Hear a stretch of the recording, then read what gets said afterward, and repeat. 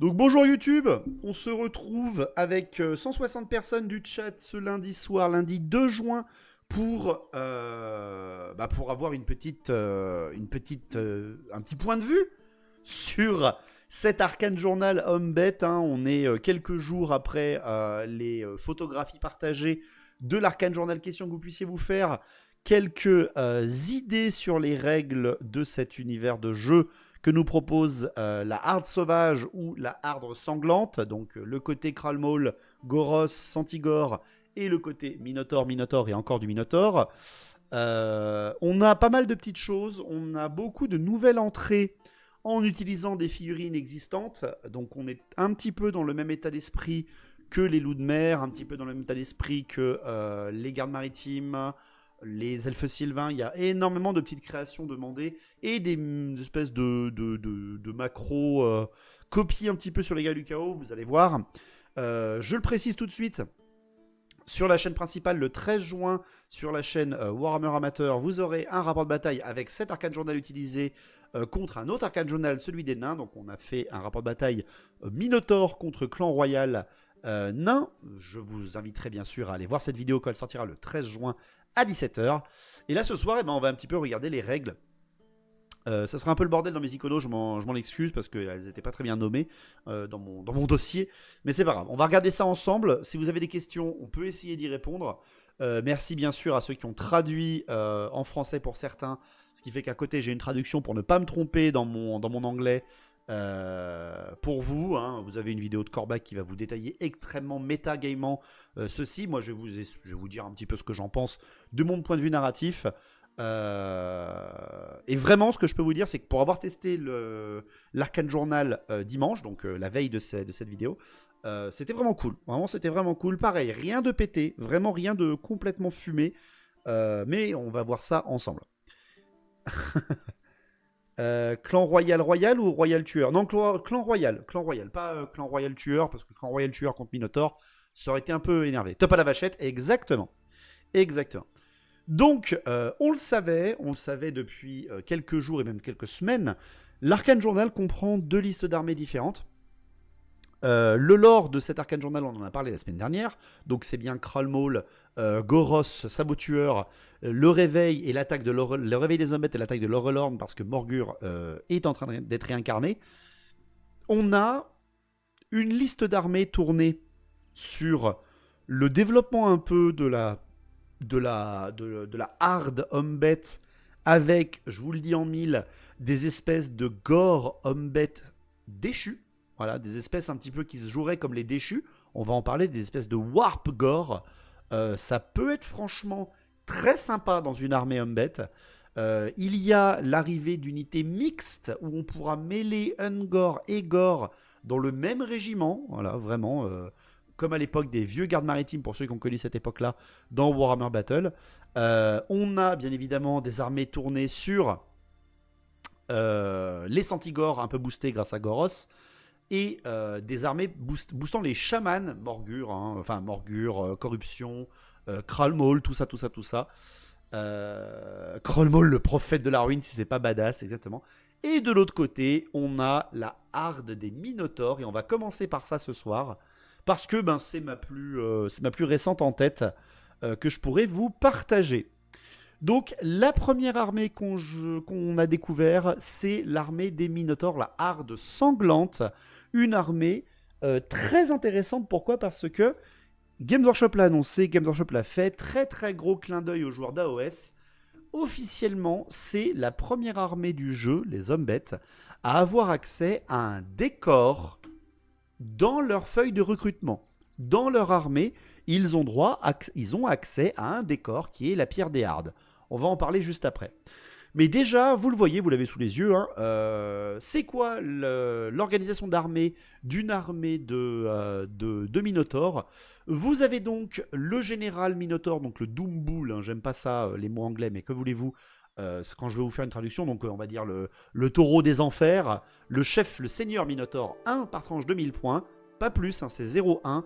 On a le Bray Shaman, autrement dit, attention, c'est pas le Great Bray Shaman, c'est pas le grand Shaman niveau 2 ou niveau 3 ou niveau 4, c'est seulement le niveau 1 ou 2, disponible un seul par tranche de 1000 points. Et on a après derrière l'arrivée dans cette armée du chef Santigore, on le connaissait déjà, du chef Gore, on le connaissait déjà, et du chef Minotaur, on le connaissait déjà aussi. Mais l'énorme avantage de cette armée, et moi c'est ce que je voulais, je l'avais tease et j'avais raison, dans cette armée-là, ce ne sont plus que les chefs Gore qui peuvent être grandes bannières. On peut revenir aussi au chef Humbet, chef Minotaur, grande bannière, pour le plaisir d'avoir un taureau complètement enragé qui vous défonce la tronche à coups de drapeau. Voilà, je trouve ça absolument génial. En termes d'unités de base, 33% obligatoire, hein, les amis. Il n'y a plus d'Humbet pour AOS, non, c'est terminé. Voilà, ils sont jouables que en légende à la maison, les Beastmen à AOS, d'où le fait qu'ils reviennent en force dans Old World. Merci Latsky pour les 20 mois de sub, merci beaucoup. Donc, en unité de base, pour 33% minimum, on peut avoir une harde de Minotaur par 1000 points, une seule, mais bon, ça monte très vite les points, hein, chez les Humbet, surtout en Minotaur. On a les hardes de Gore, les hardes d'Ungor et les chiens du chaos, les Chaos Warhounds. Et aussi, vous le voyez, une seule pierre par armée, quelle que soit votre valeur. On a la Hearthstone, donc la pierre des hardes, disponible en unité de base chez les Minotaurs. Très intéressant, je vais vous détailler ce que c'est après. En unité spéciale, on a toujours les dragons ogres, et je trouve ça très très logique, parce que ça fait pas rigoler, hein, d'avoir des dragons ogres dans une armée de Minotaurs. Une seule par tranche de 1000 points. On a à disposition les harpies, en spécial sans limitation, les autres hardes de Minotaur, les hardes de Santigore, les hardes de Razorgore, et les gorgons en spécial chez la harde de Minotaur, la harde sanglante. Besoin de conseils pour choisir entre Chagot ou Gorgon. Gorgon 100 000 pour moi. Chagot très sympa si tu veux un petit mage qui booste, mais le Chagot n'est bien que si tu as des dragons ogres, vraiment je trouve. En résumé, peu de monde, mais ça rase tout. En rare, pour terminer à 33% maximum de votre armée, 33% là aussi, eh bien on a le chaos, le géant du chaos, on a les ogres et les trolls du chaos qui arrivent dans l'armée de Minotaur. Donc armée full infanterie monstrueuse si vous le voulez. Et enfin, un dragon ogre Chagot par tranche de 1000 points. Précision importante, ce n'est pas précisé sur l'Arcane Journal, il faudra que je révise et que je relise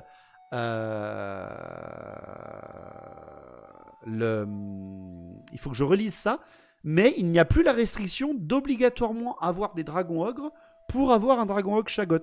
Je sais plus si c'était marqué sur la liste d'armées ou si c'était marqué après. Donc voilà, merci de me dire, hein, ce que vous en pensez. Donc voilà, ça c'est un petit peu les restrictions qu'on a de base dans cette armée. J'aime beaucoup cette armée, vraiment je l'aime beaucoup. C'est une armée de corps à corps, vous vous en doutez bien. Les seuls tireurs que vous pouvez avoir dans cette armée, c'est soit les chamans avec leur blast, soit les archers Ungor. J'ai pas capté s'il y a une lore qui justifie entre la différence entre les Ungor et les Gore. Ah oui, hein, les Ungor c'est les Humbet les plus faibles, les plus jeunes et les plus faibles, tandis que les Gore sont déjà des mutants vraiment plus gros et costauds. Ça sent la finesse bien musquée. En effet, c'est une armée qui cherche quand même à vous mettre de la stratégie en tête, parce qu'il y a des harpies, il y a des Santigore, il y a des Razorgore, donc vous avez des trucs extrêmement agressifs, très rapides. Vous avez les dragons ogres qui rigolent zéro, et vous avez surtout les Minotaurs qui sont là, bonjour, je viens me servir. Les règles spéciales de cette armée, j'aime beaucoup les règles spéciales parce qu'elles sont absolument pas pétées. J'aime vraiment beaucoup ça. Les règles spéciales de l'armée de la harde sanglante, donc des Minotaurs, c'est très simple. Tout ce qui est personnage Minotaur et harde de Minotaur et harde de Gore sont tous impétueux. Gratos, voilà, c'est avec plaisir. Ce qui fait que ta première règle d'armée, c'est un malus. Jaune de Damas, j'ai les mêmes à la maison, exactement. Donc, j'aime beaucoup cette idée de tu commences, tu lis ton truc, allez.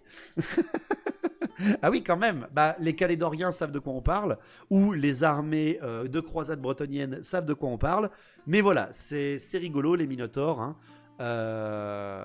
En tant que joueur orc, ça fait un peu plaisir aussi. Oui, c'est vrai, les joueurs orc aussi, bien sûr.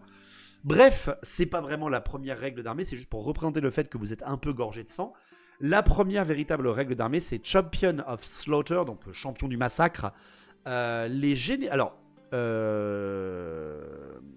si jamais le général de votre armée réussit à devenir frénétique, vous savez qu'il y a la règle rage sanglante des Zombettes, c'est-à-dire que ils ont la fureur primale, les Zombettes, ils font un test de commandement en début de combat, et s'ils ont la rage de sang, s'ils font un double lors de ce test de commandement et qu'ils réussissent leur test de commandement, eh bien ils deviennent frénétiques. C'est une des manières de faire devenir frénétique votre unité de Bestigor ou votre unité par exemple de Minotaur.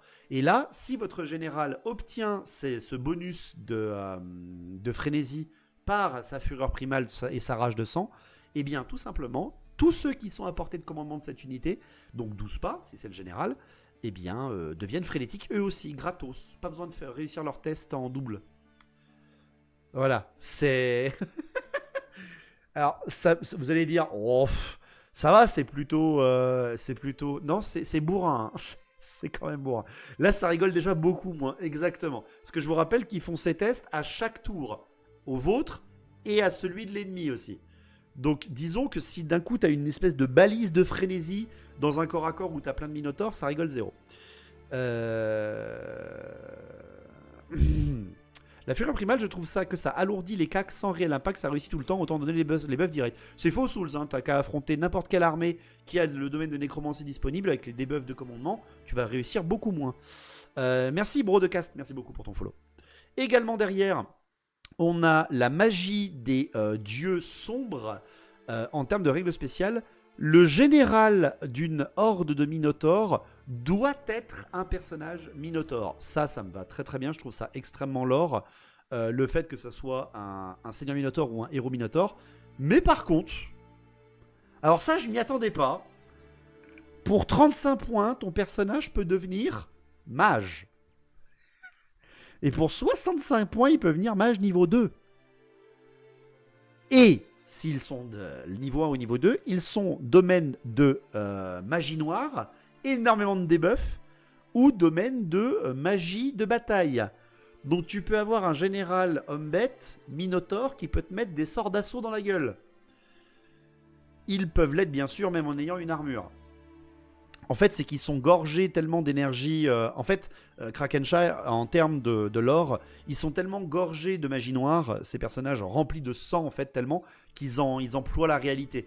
Ils arrivent à en attirer, on va dire, des sortilèges qui vraiment pop, voilà, directement. Donc ça reste que des niveaux 1 ou des niveaux 2, des petits mages. C'est surtout pour essayer d'avoir une espèce de zone de disciples de 18 pas dans ton armée. Et pour avoir des sortes d'assaut, véritablement. L'armée est une armée qui rush et qui frappe. Donc c'est une armée d'assaut ou une armée qui cherchera à avoir quelques enchantements ou quelques maléfices pour te baisser ton commandement, baisser ton initiative, etc. C'est un peu comme les taurennes. Franchement, je pense qu'il y a une espèce de petite inspiration des taurennes. Franchement. Hein. Je veux pas dire, mais je pense. Ça aurait été bien l'illusionniste pour les minots avec le doppelganger. Bah non, clairement pas. Je trouve ça très très bien la magie noire parce que c'est ce qui permet de te rendre terrifiant, horrible, très très tourné sur le debuff de commandement de l'adversaire et la magie de bataille parce qu'ils cherchent bien à te défoncer la gueule quoi. Donc je trouve ça logique et heureusement qu'ils n'ont pas l'illusion. Heureusement qu'ils n'ont pas l'illusion avec en effet le doppelganger. Des années de pratique à l'Académie de Techlis pour qu'une vache qui mange des enfants soit un meilleur mage que toi. Totalement, voilà, totalement. Techniquement, les taurennes sont inspirés des Minotaurs de Warhammer. Ouais, mais ils ont tout piqué, hein, on le sait. Hein, on le sait. Alors, ensuite, il faut que je retrouve la suite. Excusez-moi, parce que, bien sûr, je vous l'ai dit, c'est tout mal rangé. Je vous cherche la pierre gardienne. Enfin, pas la pierre gardienne, justement, non. C'est pas une pierre gardienne, débile. Voilà, c'est ça. La pierre des hardes. Celui qui est mage, tu vas pas l'emmerder au cac, voilà, c'est sûr. Donc, la pierre des hardes, je vais vous en parler maintenant, parce que la pierre des hardes est recrutable dans toutes les armées hommes-bêtes, techniquement. Unique type of special décor, voilà, c'est un type unique de décor. Vous pouvez l'avoir en unité spéciale dans toutes les armées d'hommes-bêtes, mais dans l'armée Minotaur, vous avez vu que c'était une entrée disponible en base. Elle coûte 100 points, cette pierre des hardes. Et qu'est-ce qu'elle fait? Alors, très rapidement, c'est un décor qui est délimité. comme un petit peu le drop pod qu'ils ont sorti dernièrement, mis à jour de 40k. Cette pierre des Hards doit faire maximum 6 pas de large, maximum. Elle se place d'une manière bien spécifique, c'est-à-dire qu'elle se place au-delà des 6 pas du centre de la table et bien sûr pas dans la zone adverse de déploiement, c'est-à-dire que vous ne pouvez la poser sur la table qu'après avoir choisi votre côté, entre le défenseur ou l'attaquant ou entre le joueur 1 et le joueur 2. C'est une pierre, c'est un décor infranchissable et c'est une pierre qui va en fait amener une espèce de zone de contrôle autour d'elle comme un décor spécifique. Autrement dit, vous pouvez la contrôler tant que vous avez une PU supérieure à 5. Si jamais pour la contrôler, il faut être à 6 pas de la pierre. Et s'il y a plusieurs unités éligibles, c'est l'unité la plus proche qui contrôle cette pierre. Donc si tu as une PU de 35, mais que tu es à 3 pas, et que l'autre il a une PU de 5, mais qu'il est à 1 pas, c'est celui-là qui a la PU 5 qui contrôle la pierre. Qu'est-ce que ça fait cette pierre? Qu'est-ce que c'est l'avantage d'avoir, ou le désavantage, d'être à portée d'une pierre des Hards? C'est très simple, si vous contrôlez la pierre, l'unité qui contrôle la pierre a résistance magie -1. Voilà. Toujours agréable d'avoir une résistance magie gratos pour l'unité qui protège la pierre. Ou qui la contrôle. Si jamais c'est un joueur homme-bête qui contrôle la pierre avec une de ses unités, toutes les unités homme-bête à 12 pas de cette pierre relancent les 1 pour blesser au combat.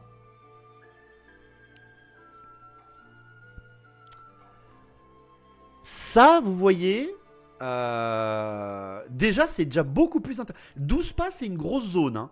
12 pas, c'est une grosse zone en buff. Et c'est toutes les unités. Hein. Toutes les unités.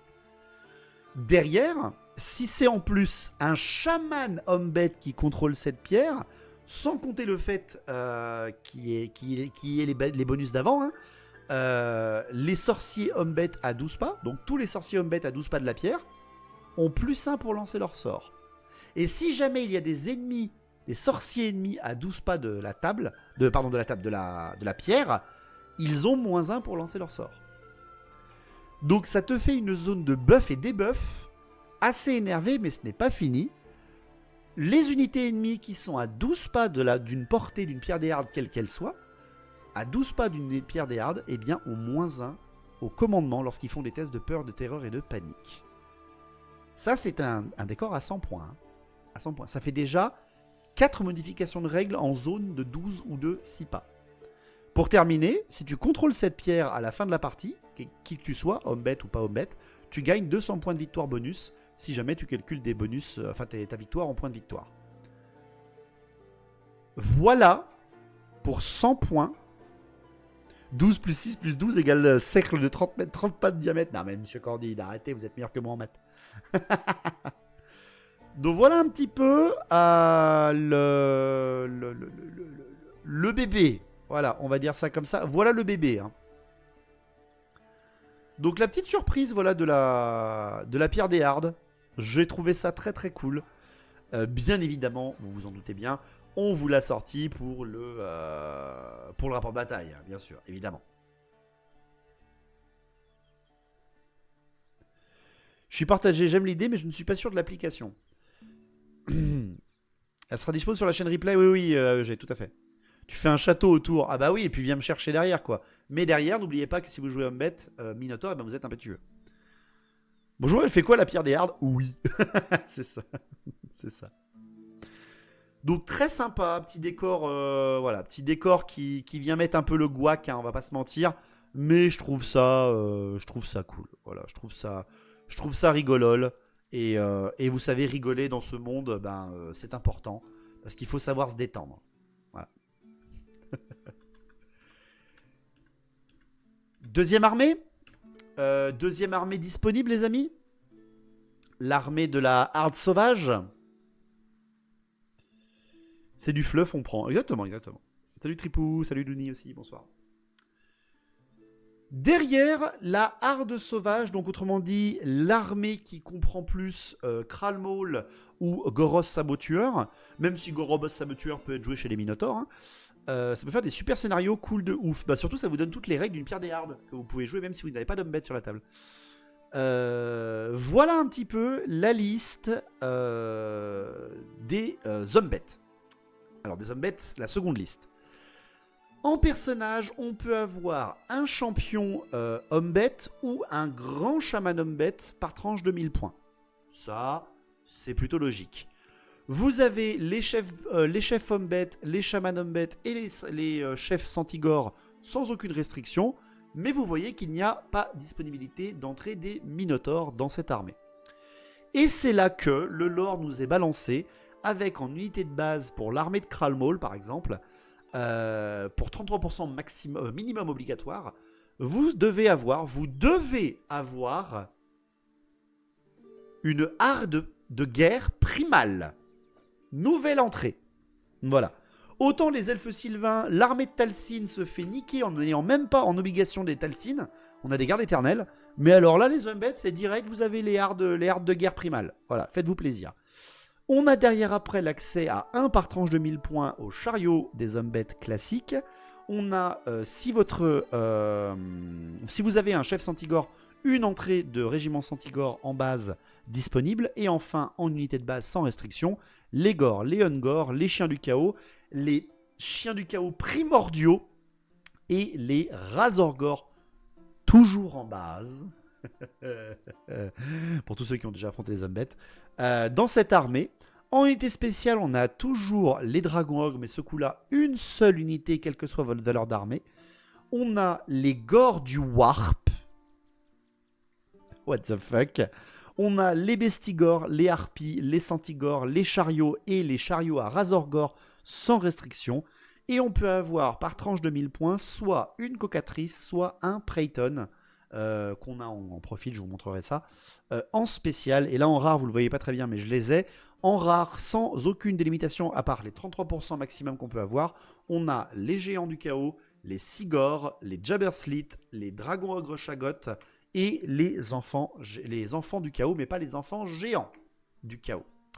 Les seuls qui peuvent porter une grande bannière dans cette armée, ce sont les chefs Umbet. Donc, ben ça fait pas rire, ça fait pas vraiment rire comme petite composition d'armée, parce qu'on dirait vraiment qu'ils ont tout ce qui est bien. Franchement, on dirait vraiment qu'ils ont tout ce qui est bien. Je vais essayer de vous trouver les règles spéciales, parce que comme je l'ai dit, c'est en bordel. C'est ça, voilà. Pas de Gorgon, bah non, parce que Gorgon c'est sanguinaire, donc les Gorgons c'est côté Minotaur. Ça, je trouve ça logique. Les règles spéciales, donc on a les chamans qui ont accès à la magie primale, donc la nouvelle magie des Umbet. On a les chamans qui peuvent appliquer un bonus de +1 lorsqu'ils lancent un sort ou lorsqu'ils dissipent un sort pour chaque sorcier ami à portée de commandement. C'est le couvent noir. Et si jamais par contre ils obtiennent un double lorsqu'ils castent ou qu'ils dispellent, eh bien ils ont un fiasco pour le sorcier qui caste, mais aussi pour tous les sorciers dans le couvent. Donc vous avez les amis des nœuds de chaman Umbet à portée de commandement 8 minimum, qui vont se former dans les armées de Hardes Sauvages pour se booster à la magie. Je tiens bien à préciser qu'il n'y a pas de palier. Il n'y a pas de maximum. Vous voyez ce que ça veut dire? Ça veut dire que tu peux lancer des sorts à +8 si tu mets plein de chamans. Tu mets un chaman niveau 4 avec 4 petits chamans autour de lui. Boum, tu peux lancer niveau 8. Voilà. Après, attention au retour de bâton. Ah oui, complètement. Les fiascos sont tellement gentils maintenant que ça vaut clairement le risque. Bah, c'est clair, franchement c'est clair. Les personnages, je ne l'ai pas dit pour les Minotaurs, mais la Harde Minotaur c'est également prévu dedans. Mais dans cette armée aussi, les personnages peuvent avoir accès aux mutations du chaos, aux dons du chaos. Et ils ont 25 points d'armes en plus, d'objets magiques en plus dans cette armée, dans celle-là. Sur chaque double, c'est un fiasco. Attention, c'est chaud. Ah oui, non, mais c'est très chaud. Mais alors, le bonus en magie rigole zéro, quoi. On a après alors les roaming warbands. N'importe quel gore, ungore, meute primale Meute de guerre primale ou Centigore peuvent avoir la règle embusqueur pour un seul point par figurine. Et n'importe quel chef peut l'avoir pour 10 points, ce qui est plutôt logique. Et une unité de gore, de Ungore, de Centigore pour 1000 points. Donc l'un ou l'autre, on est d'accord. Avec une PU de 10 ou moins, donc seulement 5 Centigore, 10 Ungore ou 10 Gore, peuvent avoir la règle embuscade gratos dans l'armée. Ce qui est plutôt sympa pour avoir un petit peu d'ambiance, on va dire. De petites menaces qui peuvent arriver dans le dos, même si c'est pas non plus ultra fumé. J'aime bien. Moi, j'aime bien. Je trouve ça plutôt cool. Donc, maintenant qu'on a vu les listes d'armées, essayons de comprendre les nouvelles unités. Ah, attendez, parce que bien sûr, comme je vous l'ai dit, c'est le bordel. Je vais essayer d'en trouver une première. Là. Alors, attendez. On va commencer par laquelle ? Voilà. Par exemple, est-ce qu'on fait ça ? Ouais, est-ce qu'on fait celle-là ? Les chiens primordiaux du chaos. Alors, les chiens primordiaux du chaos qui sont disponibles dans l'armée de Kralmaul, donc la harde sauvage. Est-ce qu'ils sont disponibles ? Oui, ils sont également disponibles chez les Minotaures. Bête de guerre, soc de 25 par 50, c'est 10 minimum par unité. C'est mouvement 7, CC4, force 3, endurance 3, un seul PV, initiative 3, une attaque commandement 5. C'est littéralement des chiens du chaos. Littéralement, ce sont des chiens du chaos. Cependant, vous le voyez ici, tous les 3 chiens, vous pouvez inclure un Ungor ravageur au milieu. Ils peuvent avoir l'armure 6+, les attaques empoisonnées. Ils ont la bête de guerre, la horde, le close order. Ils ont en mouvement à couvert et le rapide. Ils n'ont pas l'avant-garde, à ma grande surprise. Mais que voulez-vous, hein, c'est la règle du jeu. Et qu'est-ce que c'est un Ungor ravageur ? Je vais essayer de vous le trouver. Ungor ravageur, il est là. Et le Ungor ravageur, qu'est-ce que c'est ? Eh bien, c'est ça. Vous l'avez sous les yeux, vos yeux ébahis. C'est une espèce de dresseur. Vous voyez un petit peu les guerriers du chaos qui ont leurs chiens qui peuvent avoir un dresseur ? Eh bien, là, c'est la même chose. Voilà. Il est positionné à l'arrière de l'unité, il peut être pris dans le pack. Il a lui aussi le rapide, le mouvement à couvert, le leader, le horde, le bande de guerre et le close order. Par contre, contrairement au dresseur des guerriers du chaos, exactement, patient, exactement ce que tu viens de dire. Contrairement au dresseur des guerriers du chaos, lui, il a mouvement 7 et donc il ne les ralentit pas. Les chiens par 10, ça fait un gros pack, ça fait moins petit redirecteur ou harceleur. Exactement. Et vraiment, déjà, ça nous fait... Bon, après, avec ça, ça vous fait des bêtes de guerre à commandement 7. C'est déjà un peu plus acceptable. Mais sinon, vraiment, mis à part tout ce que je viens de vous dire en termes de règles qui sont littéralement les mêmes que les chiens du chaos sans l'avant-garde, parce que les chiens du chaos ont l'avant-garde, il n'y a rien d'autre. Mais le problème, c'est qu'ils ont la restriction d'être obligatoirement par 10. Et là, tu fais, mais pourquoi ? Qui va jouer ça ? Alors que des chiens du chaos de base, c'est tellement mieux. Mais bon, que voulez-vous ? C'est comme ça, on changera pas les règles. Faut leur acheter le poison pour que ça soit intéressant, non ? Ah bah clairement, hein, si tu leur mets pas le poison, là vraiment, t'as quand même des points qui traînent un peu pour rien. Après, encore une fois, c'est vraiment pas cher. C'est surtout pour très très vite aller chercher quelque chose. S'il peut avoir une petite save au moins, tu peux leur payer une petite save, une petite sauvegarde d'armure qu'ils peuvent avoir sur le dos. Mais c'est vraiment partir avec un saut sur la tête, hein. C'est une 6+ maximum. Donc c'est pas non plus la meilleure du monde. Ensuite, c'est ça que je veux vous montrer. Ce sont les warbands primales. C'est l'unité obligatoire que vous devez avoir dans une armée de hardes sauvages, donc celle des sorciers. D'accord ? C'est une unité qui mélange les Ungor et les Gore. Et pour avoir...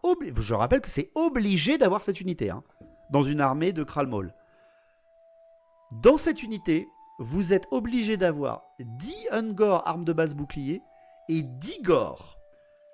Pas besoin de vous mettre vraiment les stats, hein, ce sont exactement les stats que vous connaissez. Hein. C'est mouvement 5, CC4 pour les Gore, CC3 pour les Ungor, c'est de la force 3 pour les 2, c'est de l'endu 4 pour les Gore, endu 3 pour les Ungor, c'est un commandement 7 pour le Gore, 6 pour le Ungor. Vraiment, c'est ultra bizarre. Les Ungor doivent... ils peuvent prendre, pardon, vous le voyez, hein, de toute façon c'est marqué. Les Gore doivent avoir soit le bouclier, soit les 2 armes, c'est gratuit. Les Ungor doivent avoir soit les lances, soit les javelots, les javelines. L'unité peut avoir un champion, alors c'est que des Gore, hein, les champions, hein, un champion, un étendard, un musicien. Il peut avoir 50 points d'objets magiques, enfin d'étendard magique sur l'étendard. Le chef de régiment peut avoir une arme lourde et avoir 25 points d'objets magiques. Et enfin, vous avez les Gore de cette unité qui ont la règle spéciale des Gore quand ils chargent, ils ont plus 1 en force. Ils ont la rage de sang, ils ont leur close order, la horde, ils sont impétueux de base. Marque du chaos universel, unité mixte, Motley Crue, donc unité hétéroclite, mouvement à couvert, fureur primale et bande de guerre. Donc la seule restriction intéressante, c'est que tu as l'unité mixte. En gros, quand tu vas toucher cette unité, mais quand tu vas blesser cette unité, par exemple au tir, tu dois diviser obligatoirement, équitablement entre tes Gore et des Ungor. Et par contre, au corps à corps, tu diriges tes attaques selon ce qu'il y a dans le rang combattant. Donc ça permet d'avoir des soutiens en plus. C'est étrange comme unité, je vois pas trop la plus-value de l'avoir créé, mais en plus l'imposer. Booster les Gore pour qu'ils aient plus facilement des rangs. En fait, voilà, le but, ça a l'air extrêmement bizarre tout ça, mais je vous explique. Le but de cette unité, c'est d'avoir des Gore à l'avant, endurance 4, CC 4, initiative de 3, double attaque.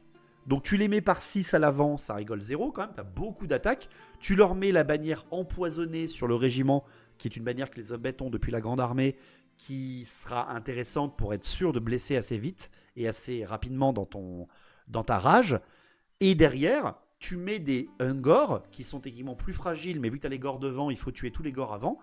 Et tu mets tes Ungor avec des lances derrière, ce qui fait qu'en plus, tu balances des attaques de soutien assez simples et faciles.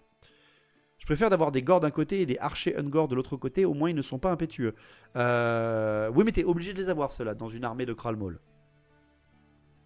Ça fait de la masse pour pas trop cher. C'est 7 points le Gore, 6 points le Ungor. Voilà. C'est pas énorme, hein, c'est pas énorme.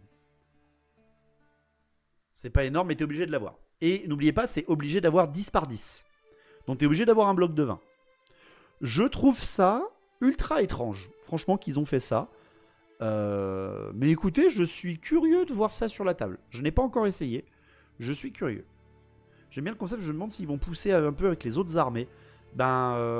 C'est surtout qu'en fait, ça va être un bordel pas possible par rapport à je te touche ça, non, tu me touches ça, parce que regarde, c'est rangé comme ça. C'était ça en V6, ça existait en V6, oui, bien sûr, hein, ceux qui ont joué aux gardes maritimes de la V6 savent également de quoi je parle. Mais voilà, je trouve que c'est en mi-teinte, un peu en mi-teinte quand même, parce que ça va rendre très incompréhensible pour certains le jeu, et on n'avait pas besoin de ça. Je pense qu'on n'avait pas besoin de ça, mais je peux comprendre l'envie d'avoir voulu représenter les unités mixtes pour se faire le petit kiff. Je sais pas ce que vous en pensez, vous me dites, mais c'est pas non plus ma préférée. Par contre, j'ai peur que ça complique les combats inutilement. C'est ça, Jérôme. En fait, ils auraient accepté les Gore avec lance, et puis voilà, c'était fait, quoi. Par contre, ça, c'est rigolo. Salut Ataxes, merci beaucoup pour le 52e WhatsApp, merci beaucoup. Abonnez-vous, réabonnez-vous, subscrivez à l'aventure, exactement. Ça, les amis, ça, ce sont les Gore du Warp. Soc de 30, 5 minimum, soit arme de base, soit double arme de base, soit bouclier gratos, C'est 16 points la bestiole. Mouvement 5, CC4, force 3, endu 4, 1 PV, 3 d'initiative, D3 attaques, 7 de commandement ou 8 si t'es un chef. Tu peux avoir les étendards, etc., etc., etc. Une seule de tes unités peut avoir l'embuscade par tranche de 1000 points.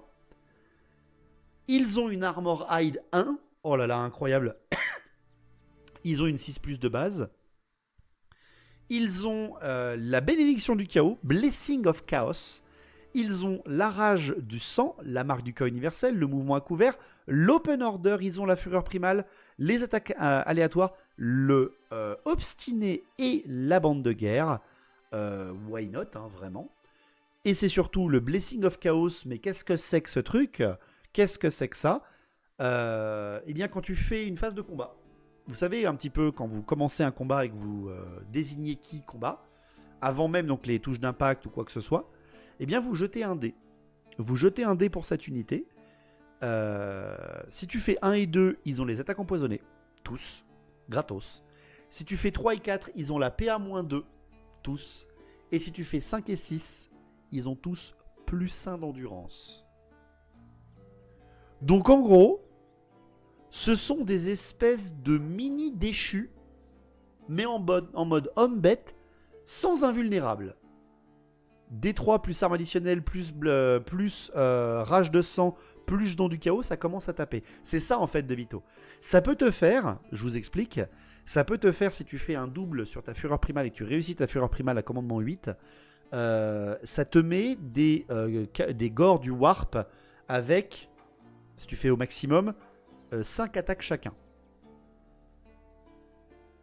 Non, 6 attaques chacun. Parce qu'ils ont la rage sanguinaire. Ou peut-être pas, non, 6 attaques. 5 attaques et 6 si c'était des minotaures. Les zombettes ont leur propre déchu. What the fuck? Mais c'est de la triche. Voilà, c'est ça. Force 3 et combien de PA? Il n'y a pas de PA. Il n'y a pas de PA dessus. C'est juste que par contre, si tu fais un 3 et 4 sur ton jet de dés, t'as PA-2. Le déchu guerrier du chaos est à 19 points, hein, je le rappelle. Le déchu est à 19 points. Là, il n'y a pas de marque du chaos, etc. ou quoi que ce soit, à part la marque du chaos universel.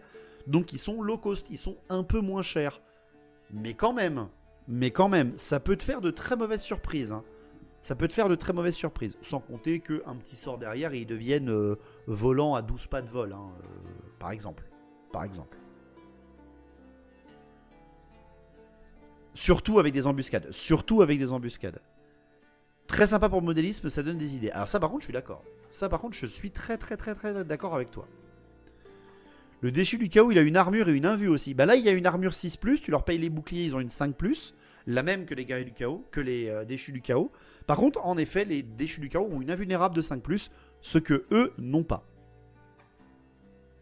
Le fait qu'ils ne soient pas tirailleurs les rend très vulnérables, ça fait cher le mec tout nu, mais si ça arrive au corps à corps, c'est le plaisir. Bah, c'est exactement comme les déchus, hein, sauf que les déchus peuvent un peu mieux tanker, mais ils sont moins rapides. Ils vont en général toucher à 4+, baisser à 4+, voire 5+, donc c'est bof. Bah, toucher à 4+, mais relance des 1, déjà d'une, pour toucher. Blesser à 4+, sauf si tu fais 1 et 2 au corps à corps, dès que tu fais un 6 pour toucher, tu blesses auto vu que t'es empoisonné. Moi j'accepte, hein. C'est des hommes bêtes, hein. C'est des hommes bêtes harceleurs, hein. C'est plus cher que des bestigors. Ah, par contre, oui, c'est plus cher que des bestigors. Avec arme de base additionnelle, ils ont D3 plus 1. Oui, c'est ça. Il n'y a pas le coup fatal aussi. Hein. Non, il n'y a pas le coup fatal. Je le vois pas, là. Par contre, en termes de saturation... Ah oui. Par exemple, faut pas être débile, les amis. Il faut pas envoyer ça sur des marteliers, tu vois. Non, mais t'envoies ça avec mouvement 5 quand même. Avec mouvement 5, tu peux en avoir, je rappelle, que 5 dans l'armée. Donc, t'en mets 8, t'en mets 7, voire 10 si t'as un peu de points. Tu les fais contourner la ligne pour aller choper, par exemple, d'autres bêtes de guerre, pour aller choper des cavaliers légers, même si t'es pas rapide, ou alors pour aller choper des tireurs, ça rigole quand même zéro. Et surtout, bah, ça te fait enfin, et je trouve ça logique, et bordel, on n'en avait toujours pas, et je trouve que l'effort de Games Workshop est vraiment cool et vraiment bon. Il y a des espèces de déchus, des déchus gore, quoi. Des mutants, c'est trop cool. Ils sont très bien s'ils avaient force 4 et ça aurait été trop fort. En force 3, ça les rend sympas mais pas abusés. Ils ont force 4 en charge ou pas? Est-ce qu'ils ont la règle des hommes bêtes, des gores de base? Non, ils l'ont pas.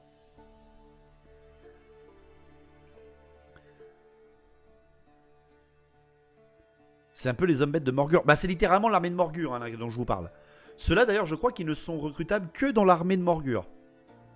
Donc dans l'armée de la Harde Sauvage. Ouais, en spécial. En spécial, voilà. Bon, après, ça veut dire que tu prends des points de Bestigor. Je peux comprendre que vous soyez un peu moyen chaud. Merci Chamois et merci Juju Bishop pour l'abonnement. Le follow, pardon, pas du tout. Le follow, merci beaucoup. Le Preyton, donc l'espèce de dragon cerf, cervidé du chaos. Donc créature monstrueuse, ce n'est pas un behemoth, c'est un peu l'égal d'une chimère, si vous voulez. Pas d'une chimère, mais d'une cocatrice. En socle de 75 par 50. Il est en armure lourde, donc petite 5+ du plaisir. Il peut avoir la règle embusqueur pour 10 points. Il est que à 160 points. Hein. Mouvement 6, CC 5, force 5, enduit 5, 4 PV, initiative 5, 4 attaques, commandement 6. Donc pas un commandement génial. Il a le vol 10, touche d'impact, D3, ordre serré, grande cible et terreur. Sans compter le fait qu'il peut avoir la frénésie pour 5 points si vous n'avez pas assez d'attaque avec 4 attaques. Merci Jubishop pour l'abonnement. Merci beaucoup d'avoir soutenu cette chaîne. Il a des... c'est pas marqué parce que vous le voyez en dessous, vous le verrez en dessous. Il a de la PA-2 au corps à corps. Ça fait chier, hein, PA-2. Perforant 1, d'ailleurs, je précise. Il a des touches d'impact qui font PA-1 et perforante 1. Je rappelle qu'il y a des monstres qui n'ont aucune perforation, genre les hommes bêtes, les hommes lézards, avec comme des bastiladons en charge. Et il a cette espèce de petite règle spéciale de la malice la malice maléfique. La malice maléfique, on va dire ça comme ça. Si tu as gagné un round de combat si tu as gagné un round de combat avec cette bête et que tu choisis de te réfréner en réussissant ton test de commandement à 6, hein, n'oubliez pas, à moins d'avoir ton général pas loin, toutes les unités ennemies à 6 pas doivent faire un test de panique comme si tu avais détruit l'unité adverse. Donc en gros, si tu arrives à faire reculer un adversaire, quel qu'il soit, et que toi tu restes sur place, bah en fait tu hurles tellement fort et que ça crée une espèce de cri de la mort. Tout le monde autour doit tester la panique. C'est une chimère moins chère et en mieux. Ben franchement... Non, pas une chimère, une cocatrice je pense. Parce que la chimère, je crois qu'elle a plus de PV. Je suis même pas sûr. Donc plutôt sympa, je trouve le Preyton. Son commandement 6 le met fragile, mais après derrière... N'oubliez pas, attention par contre, hein, il n'est pas obstiné, etc. Chose importante, il n'est pas rapide également. Il a le vol 10, mais il n'est pas rapide, donc méfiez-vous. Ça peut vous porter atteinte lors de vos charges, bien sûr. Mais je trouve pas ça non plus ultra pété, tu vois. Je trouve pas ultra pété non plus. Et c'est cool, hein, vous savez, de pas avoir de trucs ultra fumés. Moi, je trouve ça sympa.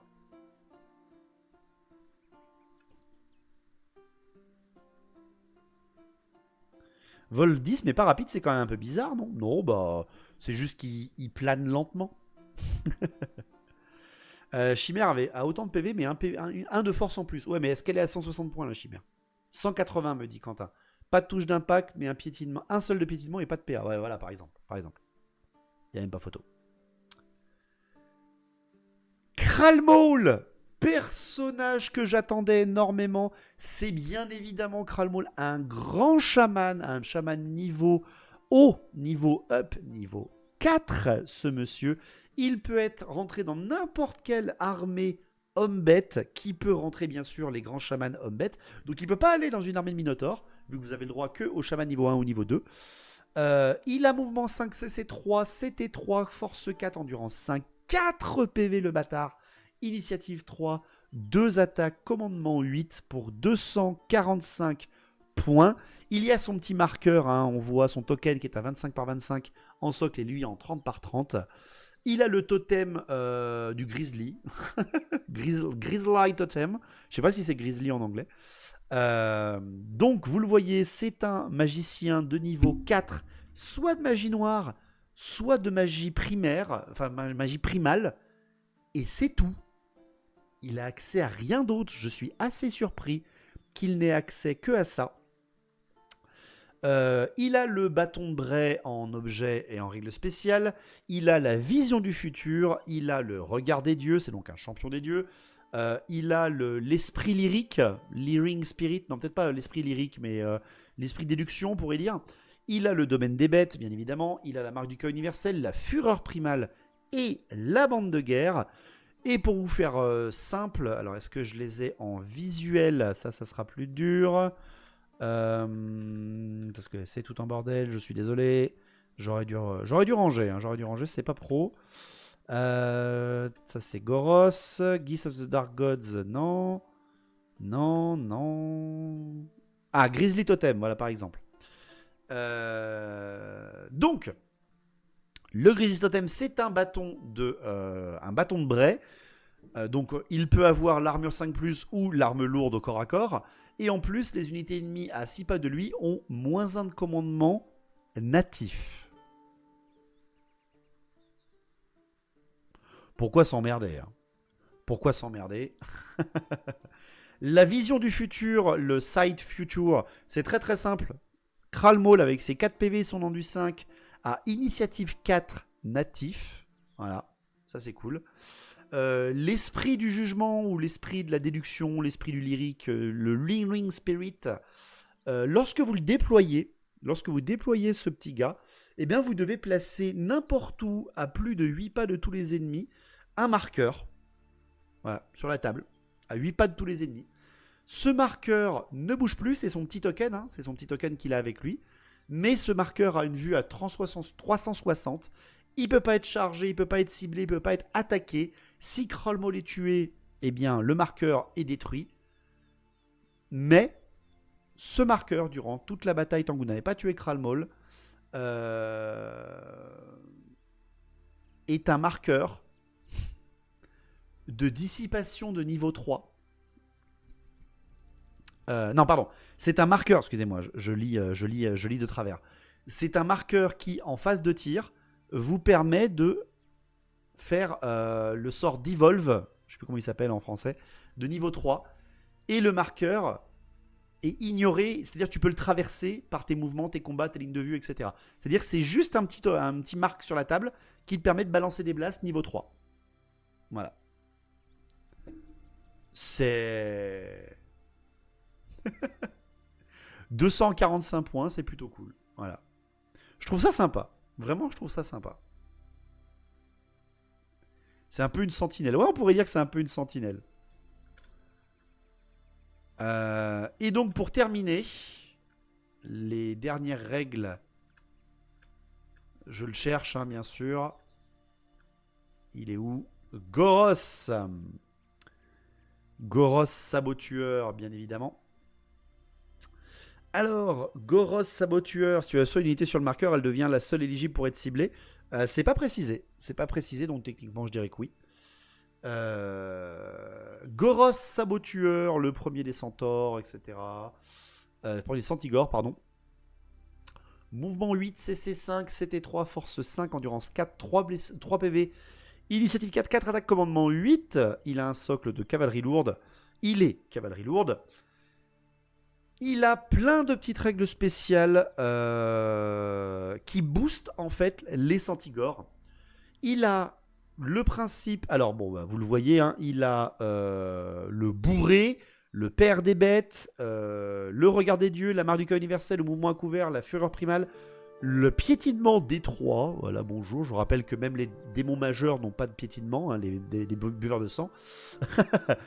Il est rapide, il est le fils de... Enfin, il a ses fils de Goros et il a la bande de guerre. Alors, pour vous dire, bourré, hein, c'est la règle spéciale des centigores. Le père des bêtes, donc le père des bêtes, les unités amies de centigores à portée de commandement de Goros peuvent relancer leur D6 pour savoir de quel niveau ils sont bourrés. Donc en gros, il fiabilise un petit peu votre alcool dans votre armée, ou pas. Les fils de Goros, une seule unité peut être améliorée en fils de Goros pour plus 2 points par figurine. Ça leur donne plus 1 de CC et perforant 1 sur ces Centigores là. Donc c'est assez chiant parce qu'ils boostent les unités qui sont pas si chères que ça et qui sont quand même assez emmerdantes chez les hommes bêtes. Et il a deux artefacts spéciaux. Il a le Man Masher, j'aime beaucoup Man Masher. Et il a le crâne de la licorne sur la tête. Le crâne de la licorne lui donne une invulnérable de 6 contre les attaques non magiques et une invulnérable de 5 contre les attaques magiques.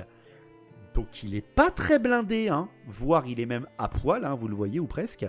Et enfin, il a le Man Masher, c'est-à-dire qu'il a plus 1 en force, PA-1, perforant 1, attaque magique, et il a blessure multiple D3. Son bonus de force ne fonctionne que en charge, mais tout le reste fonctionne derrière. Mais pourquoi c'est pas un perso Minotaur surtout ? Bah parce que c'est un perso Centigore, et surtout, sortir un personnage Minotaur, ça voulait dire sortir Taurox. Et Taurox, il voulait pas parce que la figurine n'existe pas. Il cogne assez sec, mais il a 0 armure. Regardez, hein, regardez. Je ne me trompe pas. Hand Weapon, Man Smasher, Skull of Unicorn. C'est-à-dire qu'il a 0 armure et il a une 1v6 minimum. C'est tout.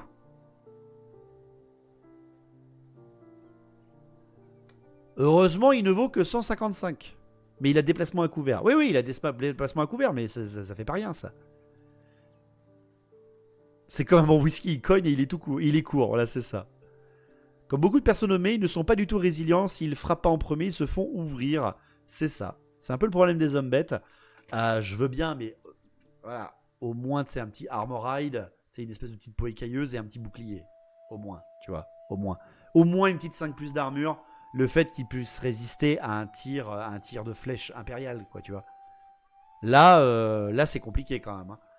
Là, franchement, une volée de tirs d'arquebusiers impériaux, les Centigores sont one-shot. Hein. Littéralement.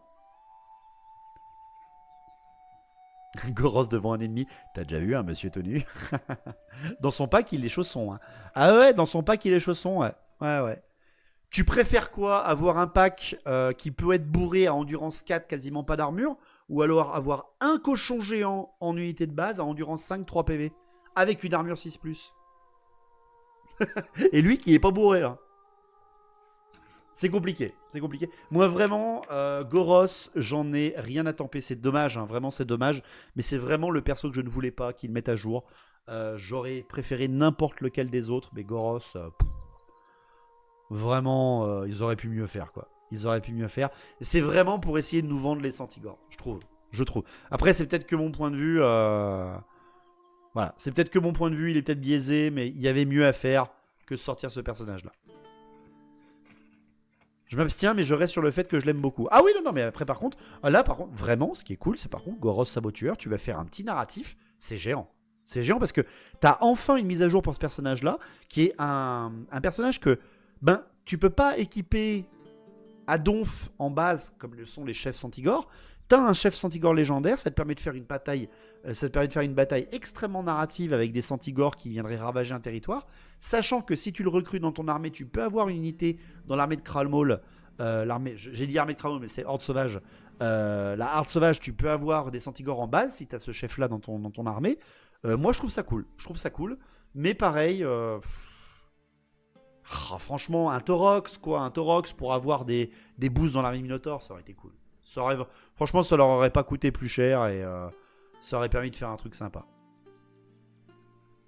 Mais ça voulait dire ressortir une figurine ou en refaire une autre, et sachant qu'ils avaient déjà Kralmaul, ils allaient pas faire plus. Et c'est leur choix et c'est leur droit, bien sûr. Tu peux faire un full Centigore, mais ça va te coûter cher. Hein. Ça va te coûter cher et puis c'est pas ultra efficace. Les objets magiques, alors ça, là c'est plus du metagaming, moi je vous laisse regarder. Vous avez le Black Maul à 80 points, il vous donne plus 2 en force, PA-3, attaque supplémentaire D6, attaque magique, et si tu fais un 6 sur le D6, t'as -1 de CC. La hache de Korngor qui est revenue, qui est elle plutôt cool. Force +1, PA-2, plus une attaque à 2 mains magique, mais te permet de relancer les 1 à la blessure. Ça, c'est plutôt sympa. Qu'est-ce qu'on a d'autre? J'essaie de tout vous montrer, mais vu que c'est tout en bordel, c'est pas cool.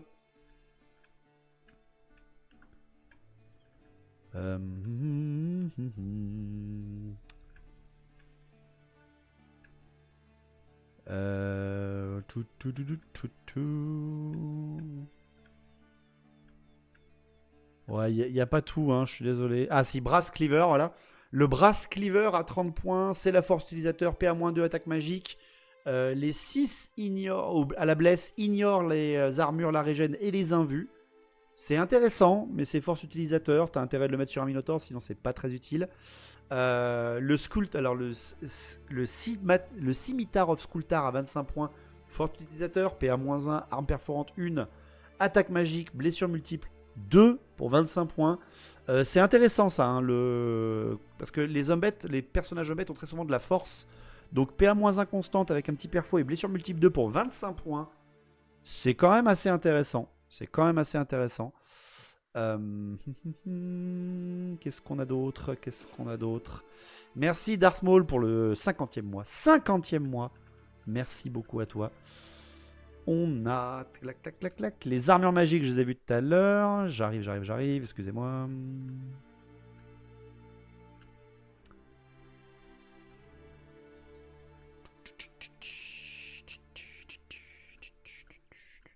Ah voilà, les Magic Armor, donc l'armure de plate du chaos ou l'armure lourde du chaos, 40 ou 30 points, ça vous donne une armure soit à 4, soit à 5 selon la catégorie, une invue 5 que ça vous donne, c'est utilisable même par les sorciers et ils peuvent lancer un sort avec.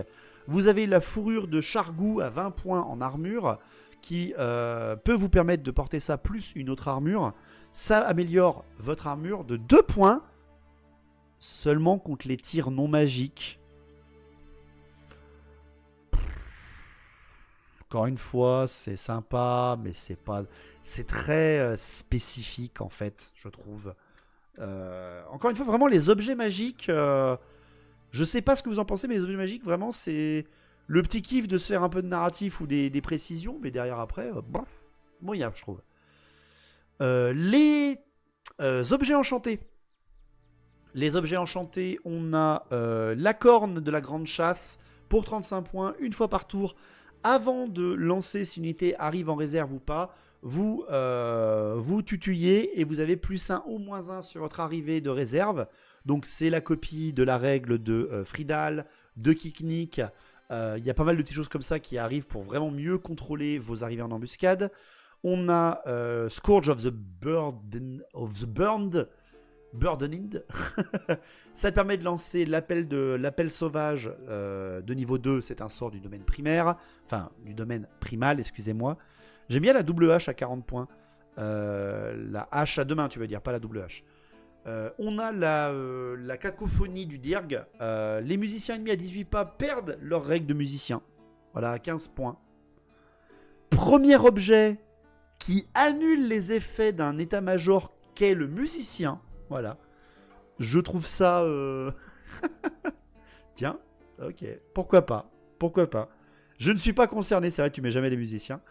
Les arcanes, les objets arcaniques, on a le sang de Shadowgave en étoile. 35 points, usage unique, et au lieu de dissiper, tu dissipes auto. Voilà, donc les hommes bêtes pour 35 points cumulatifs ont des parchemins de dissipation de la V8. Ok. Le cœur démoniaque pour 30 points. Quand tu tentes de dissiper, tu lances... en fait, tu dissipes comme si tu étais d'un niveau plus élevé que le sorcier qui lance. En gros, tu as un sorcier niveau 2 qui lance un sort. Ce cœur démoniaque te permet de dissiper avec un niveau 3. Même si tu es niveau 1. Et si c'est un objet de sort, c'est important, si c'est un objet de sort qui est lancé à niveau 3 comme l'enclume du destin, ça veut dire que tu dissipes niveau 4. Par contre, par contre, si c'est un niveau 1 qui dissipe et que tu as le cœur démoniaque, mais que toi, tu es niveau 4, eh ben, tu dissiperas avec un niveau 2. Ça peut te diminuer ton niveau de magie. Mais je trouve l'objet très sympa. Enfin, tu as, alors c'est marqué en dessous, mais je vais vous le dire, tu as la dent de gore à 15 points qui est un astérix et qui permet de connaître la fameuse magie primale des hommes bêtes.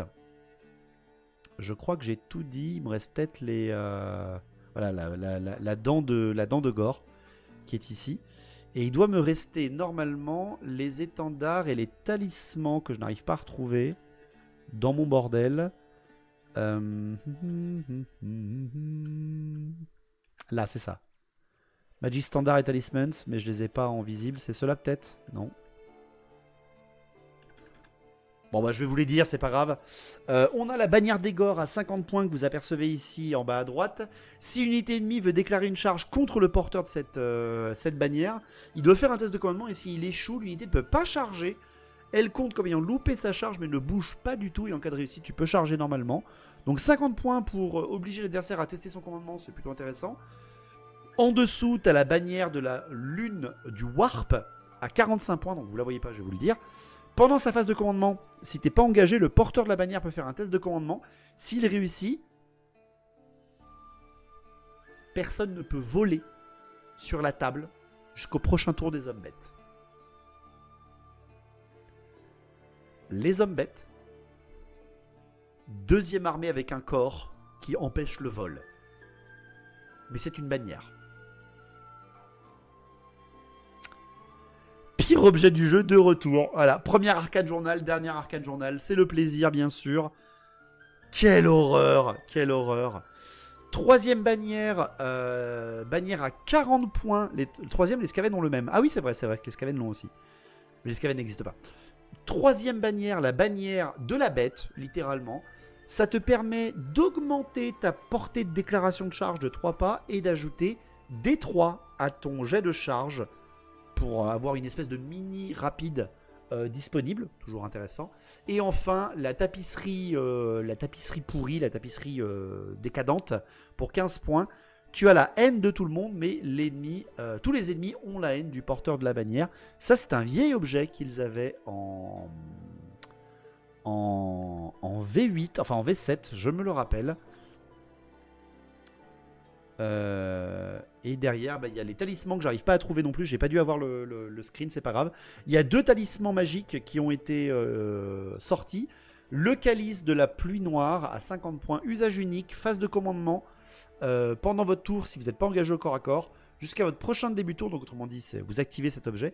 Jusqu'à votre prochain début tour, la portée des armes de tir ennemies est divisée par 2 et les machines de guerre ne peuvent pas tirer. C'est un usage unique. Hein. Mais c'est juste un objet à 50 points. Durant votre phase de commandement, si vous n'êtes pas engagé au corps à corps, jusqu'à votre prochain début de tour, la portée des armes de tir adverses est divisée par 2. J'ai bien dit divisée par 2. Et les machines de guerre ennemies ne peuvent pas tirer. Je précise tout de suite avant que ça gueule, parce que déjà ça va gueuler. Sur toute la table. Oui, sur toute la table. Mais par contre, cet objet n'est pas Astérix. Vous pouvez pas en avoir plusieurs. Voilà. Cet objet, c'est peut-être l'un des pires, je pense, de l'Arcane Journal. Et pour terminer, tu as la couronne de corpulence à 30 points, qui est un...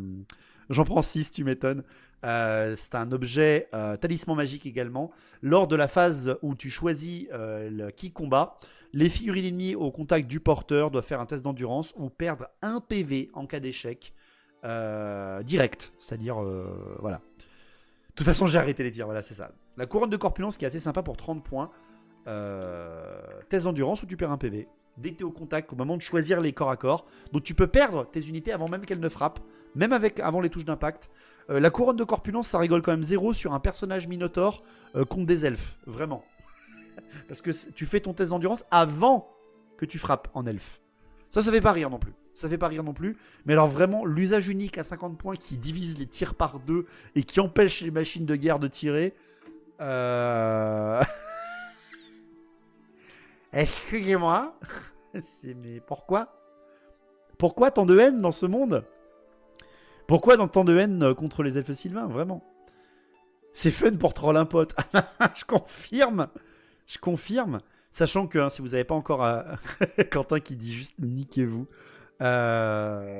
Si vous n'avez pas encore affronté les hommes bêtes, c'est énormément puissant. 50 points de votre armée qui empêchent de tirer au premier tour les machines de guerre, c'est terrifiant. C'est terrifiant. Et pour terminer cette review, les petites amies, pour cette découverte, véritablement, c'est pas vraiment une review, la magie primale, chaque phase de tir est vitale contre un homme bête, c'est très très clair, c'est très très vrai. La magie primale, donc utilisable si vous avez la dent de gore ou si vous êtes dans l'armée sauvage. Vous avez des sorts spécifiques, donc vous avez le premier sort qui est un sort de transfert qui se lance à 8+, et à 12 pas de portée, seulement pour l'infanterie ou la cavalerie. Vous gagnez mouvement de réserve sur votre unité, donc mouvement de réserve et des hommes bêtes, terrifiant, mouvement de réserve et des hommes bêtes, voilà, c'est terrifiant. Le sort numéro 2, alors pareil, c'est tout en bordel, donc c'est chiant.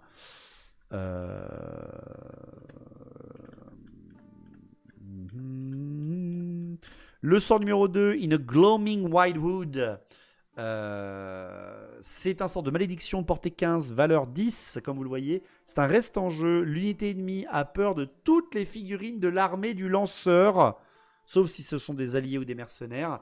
Et si tu provoquais déjà la peur, Minotaur, tu provoques la terreur. Et ça, par contre, ça dissipe tous les autres maléfices déjà sur la table. Mais tout d'un coup, les hommes bêtes deviennent assez dégueulasses. Le numéro 5, parce que je vais le faire dans l'ordre, le sangle-route. Blast magique, portée de 4 d 6 pas en 9+. Tu traces une ligne droite de 4 d 6 pas devant ton lanceur. Tout ce qui est, tout ce qui est dessous se prend D3 touches, force 3, PA-2. Chaque figurine, c'est bien précisé. Donc D3 force 3 PA-2, ça rigole 0 quand tu as une armée de cavalerie. Sans affecter les amis. Oui, ça n'affecte pas tes propres amis, c'est que les ennemis. Avec le calice qui relance les blessures, entre autres, voilà par exemple. Ça voilà. Je retourne, bien sûr, parce que je suis allé trop vite. Le Flock of Doom numéro 3. Sort d'assaut, 8+ de lancer. Petit gabarit circulaire de 3 pas placé au centre de l'unité contre le porteur engagé. Ça dévie en plus de D3+1 et ça fait force 3, PA0, blessure multiple 2. Je pense que c'est le sort le plus nul, littéralement. J'aime pas du tout les sorts d'assaut qui font des sorts, qui font après des effets de gabarit. En plus, gabarit qui dévie. Je ne comprends pas l'effet. Force 3, pas de PA, blessure multiple 2. Ok, je comprends pas vraiment. C'est quoi ce truc pété? Non, tu parles, je pense, de Flock of Doom, bien sûr. On a The Shaden Woodspawn en sort Vortex, 15 pas de portée, 10+ de lancer. C'est un reste en jeu avec le gros gabarit qui ne bouge pas. C'est un terrain dangereux qui bloque les lignes de vue et les ennemis à 6 pas de lui ont -2 en CT.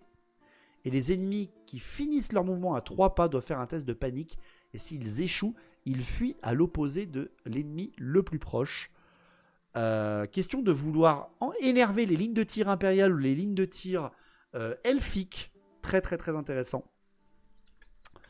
Et enfin, le sort primaire, je ne l'ai pas dit, pardon. Le sort primaire, Vortex de 12 pas, Vortex à 12 pas, de 9+ de lancer. C'était le petit gabarit reste en jeu. Lui aussi ne bouge pas contre un terrain dangereux. Et les unités ennemies à 6 pas ont -1 de commandement et traitent les terrains, les open ground, donc les terrains découverts, en terrain difficile. Ok, pour gêner les charges de cavalerie bretonnienne, par exemple. Et enfin, Fury of the Beast, le dernier, le numéro 4. J'ai tout fait dans le désordre. C'est un enchantement de 9+, qui est lanceur. Le lanceur et son unité gagnent la règle combat sur plusieurs rangs jusqu'à la fin du tour. Je vous laisse imaginer ce purée de sortilèges sur des bestigores. Voilà. Voilà. Bah, Looney directement qui a pensé comme moi. Ouh les bestigores, ouh le miam miam. Ouh le miam miam.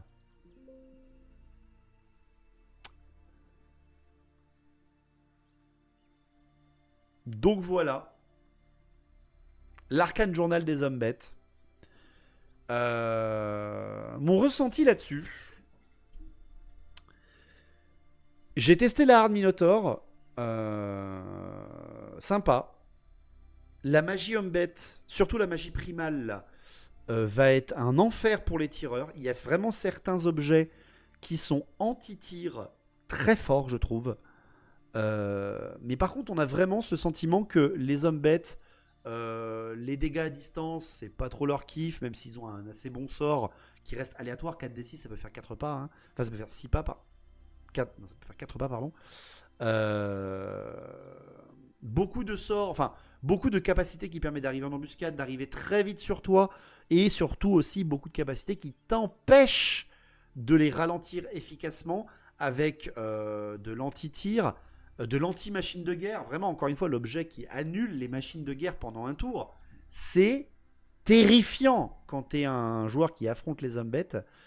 4 défis, ça fait une moyenne de 14, c'est pas si ouf comme on peut le croire, exactement.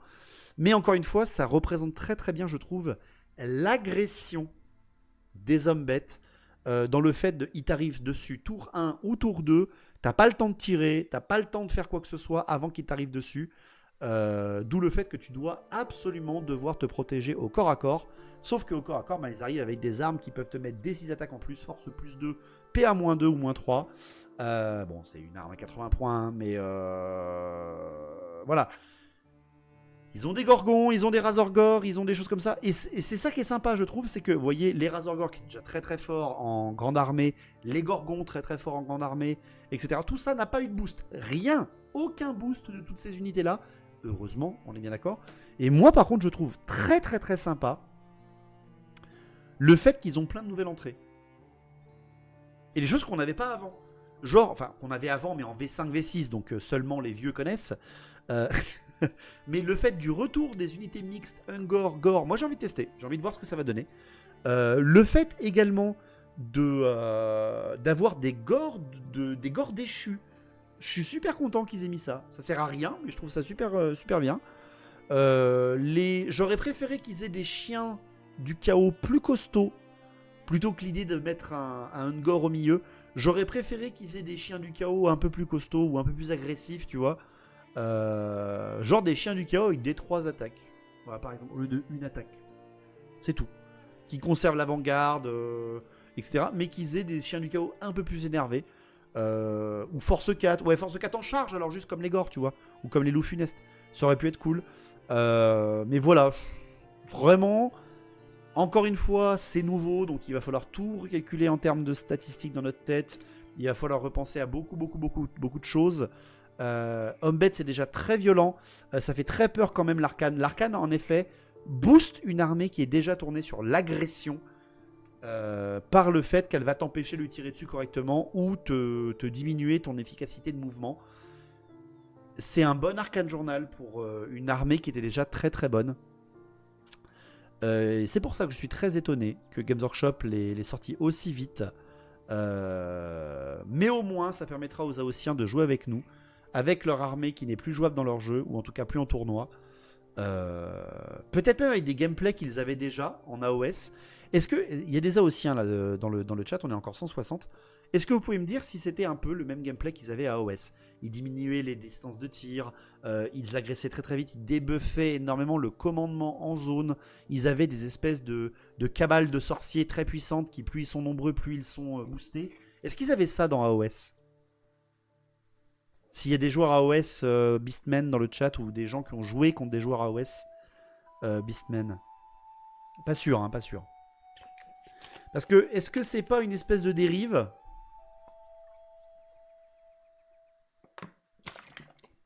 Parce que les sorciers qui se boostent quand ils sont en zone l'un l'autre, pour moi c'est plus elfe noir que homme bête, tu vois.